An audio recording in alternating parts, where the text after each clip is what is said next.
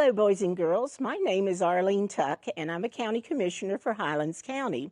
Being as April is Child Abuse Prevention Month, I'm here to read you a little story that I used to read to my son, and I hope you enjoy it.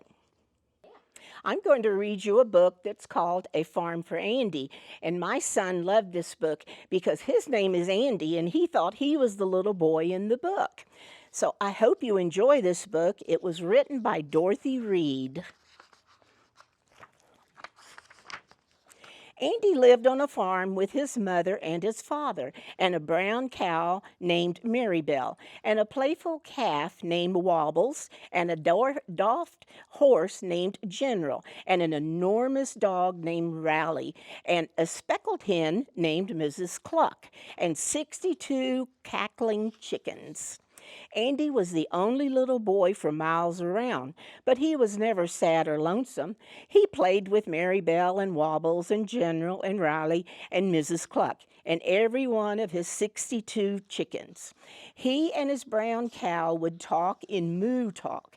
He and his playful calf would tumble over the barnyard. He and his dappered horse would gallop up the high hill. He and his enormous dog would race to the end of the cornfield. He and his speckled hen would hide in the hayloft, and his 62 chickens would hide too. But one day, Andy's father said, "Andy, you and your mom and I are going to move. We are moving to the city." "But," said Andy, "what about Marybelle and Wobbles and General and Riley and Mrs. Cluck and my 62 chickens?" "They will have to stay here," said his father, shaking his head sadly. "They wouldn't like to live in the city," said his mother, shaking her head too. So Andy and his father and his mother moved to the city all by themselves. They moved to a high, narrow house on the edge of town. There were other high, narrow houses all around them. They had long, narrow yards, but none of the houses was a farmhouse, and none of the yards was a barnyard. Andy looked from his long, narrow window. He saw some twins playing cowboy and cowgirl. Their names were Tom Tom and Holly, and they wore big hats and scarves. "Why don't you play cowboy with Tom Tom and Holly?" asked Andy's mom, but Andy didn't know how to play cowboy. Then he saw another boy. His name was Red, and he rode his bicycle without touching the handlebars. Andy wanted to ride a bicycle without touching the handlebars too, but he didn't know how.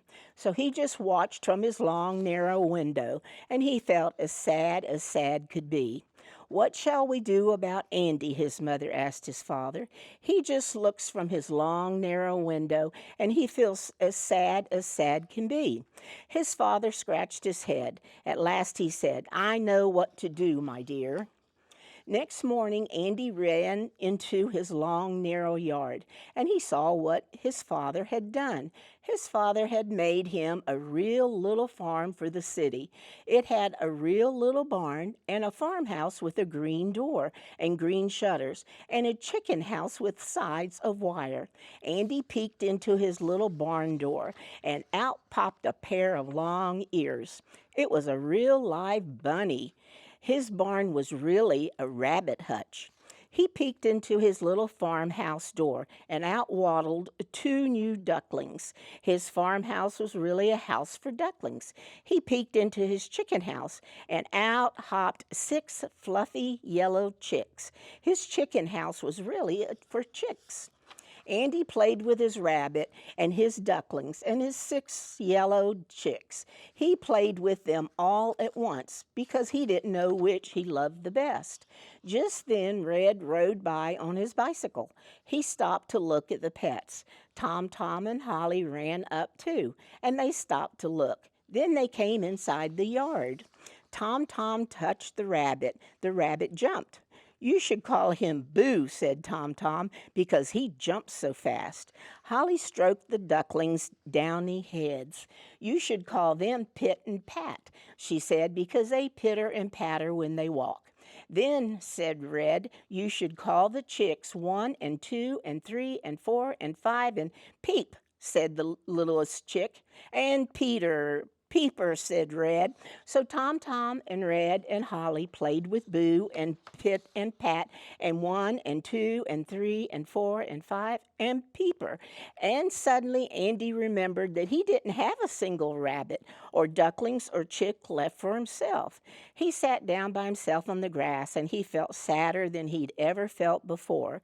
Red sat down beside him. But I don't know what to feed chicks, he said, scratching his head. Tom Tom and Holly sat down too.